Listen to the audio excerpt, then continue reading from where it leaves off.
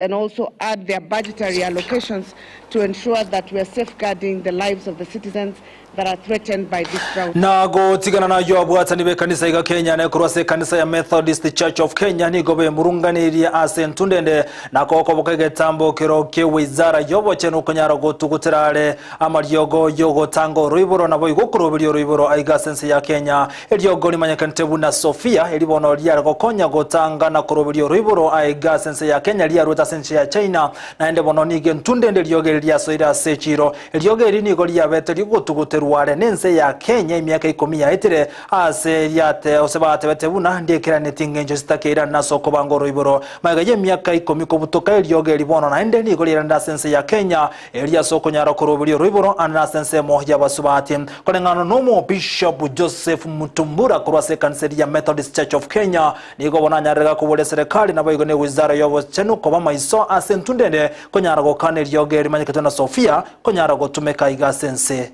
ya Kenya kurwa senseria ya China. Ours is actually to condemn something like that and to dissociate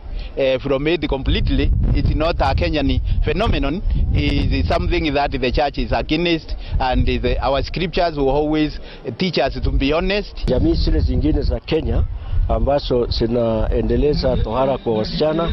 siweze kukomesha, na hiyo ni kwa sababu ni kitendo ambacho